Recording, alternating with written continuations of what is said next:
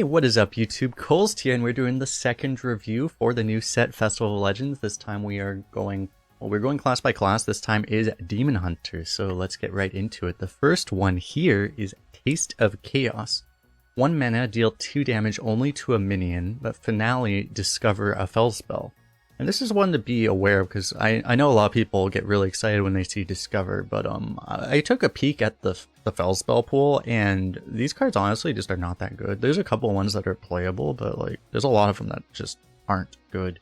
So this is still a fine card, right? But also in addition to fel spells just not being that great, this only discovers with finale, and that could be a little bit awkward, right? Because you can't discover and then play at the same turn. I should mention that finale means that you have to end your turn, not end your turn, but spend all of your remaining mana, which means you have to have 1 mana left and then do this. So you cannot play the fel spell in the same turn. For example, you could not, you know, discover a fel barrage and then play it to clear off your opponent's board. You won't have any mana left. So this is going to be a little bit awkward. By no means is it a terrible card, but I think it's going to be a lot more disappointing than a lot of people are realizing. It's still fine, right? You'll take it. It's a common. You'll see it a lot, but it's just not going to be great. Moving on to the next one, we have Eye of Shadow. This is a 2 mana 2/3 demon in the epic slot with your hero has lifesteal. I mean, it's basically a 2 mana 2/3. You in Arena, which this is an Arena review, I should mention, you're usually not going to have a giant attack. You're not going to have a whole lot of attack on your hero, so this isn't going to heal you that much. If you get a hero power in and you're taking 1 less damage, I guess, because you have this on board, I guess that's nice, but it's probably not going to do that much. You just wouldn't expect too much out of this. And a 2 mana 2/3 at this point just isn't that good, but, you know, it's not terrible, right? You might take it now and then, but it doesn't seem too exciting in Arena. So with that, we will move on to Security! 2 mana, summon 2 1/1 Illidari with Rush, but with Outcast, summon 1 more. You know, there's another card which I imagine must be rotating out if they're printing this. There's the card that's 3 mana, summon 3 1/1 Illidari with Rush. And this is, you know, the same efficiency by a base, but also if you outcast, it's the same card as that one for 1 less mana. And that card is very good because there are some synergies, which we'll be talking about as well, with Rush. But overall, I mean, even as a standalone card, it's just really good. So it's a solid card, and you have the potential for some upside with Outcast. You also have some synergies to pull off with this too. So it makes it a pretty awesome card. You'll definitely be pretty happy to pick this up whenever you can. Next up, we have Snakebite. 2 mana, 1/1 Rush with a Naga tag. Battlecry, gain +1/+1 for each minion that died this turn. I guess if 1 minion dies before this, it's not that bad, but you really want at least 2, and preferably more, obviously. So it might be a little bit tricky. Obviously, part of the idea would be that you would play something like Security first, and then you would also be able to play this, deal with the little stuff with this, and then deal with the big stuff with Snakebite, right? It's definitely potential is there, but it seems a little bit weak in, you know, a lot of decks. I guess as long as you can just trade 1 minion into another and then do this, it's fine, but it's a little bit weird and situational in that sense, right? So I think you would really favor this a lot more if you have some of those Illidari type synergies. But it's not going to be terrible in any deck, just it would be a little bit situational, I think. But overall, not a terrible card, for sure. Next up, we have Rush the Stage. It's a 3 mana rare spell. Draw 2 Rush minions. They cost 1 less. So, in a sense, you get some mana cheat out of this if you have some big rushes, potentially. But in essence, you can imagine that this is like 1 mana draw 2, which is pretty darn good. We're actually at the point in Arena where even 2 mana draw 2 usually isn't very good. But 1 mana draw 2, that's pretty cool, right? The big limiting factor to this, however, is that you don't always have Rush minions, right? And even if you have 2 in your deck, you might have drawn them already, right? And then you're just not getting the efficiency out of this. And if you are not getting the full value out of this, it's not good. So it's a little bit risky in that sense. But assuming you have the Rush minions, you'd be pretty happy to have this because, you know, Rush minions are usually pretty good. You'd be pretty happy to draw them and draw them at such a low price. So potentially good card, but just not going to work in every deck.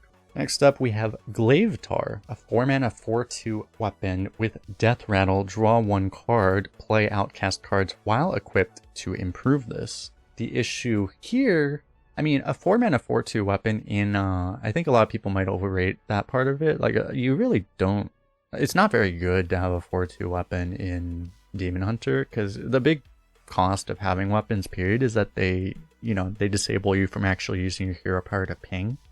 So unless you just want to send it face or get immediately are able to have it line up and kill good threats, a lot of times it's a little bit weird there. However, I mean, this thing already comes with drawing 1 card, which, you know, makes it pay for itself, obviously, which is great. And you have potential to make it draw more, which makes it even better. However, you usually don't have that many outcast cards in your deck, but you definitely have some. There are ways to discover them and stuff, so that can be pretty good. Overall, I mean, it's 4-mana 4/2 weapon and a draw card. That's already insane, and it only gets better from there, right? Unless you're going to start fatiguing yourself, but you would always have the option not to draw if you wanted to anyway, because you could use up the weapon. So yeah, overall, it's just, it does too much to not be a good card. It's going to be one of those things you'll be pretty happy to take. And it activates some of those other synergies for weapon attack as well, so, or hero attack, so nice card. Next up, we have the legendary for Demon Hunter here. It's Halveria Dark Raven. 4-mana 4/3 rush. After a friendly rush minion attacks, give your minions +1 attack. So potentially good, right? A 4-mana 4/3 rush really isn't good enough by itself at this point. So you do need to have some synergies, but, you know, I mean, obviously the potential of having a board, combining this with Illidari, getting like some kind of Bloodlust, Savage Roar type thing going on, there's some very good potential there. Right, but yeah, you're going to want to have... It's pretty good if at least you're able to use this with a board established already, but if you're not, it's just a little bit weak. Overall, again, it's one of those things that you're going to want to have a bit of synergy with and plan on like playing this with Illidari while already winning. It's just a little bit conditional, right? But obviously it'll have its moments for sure.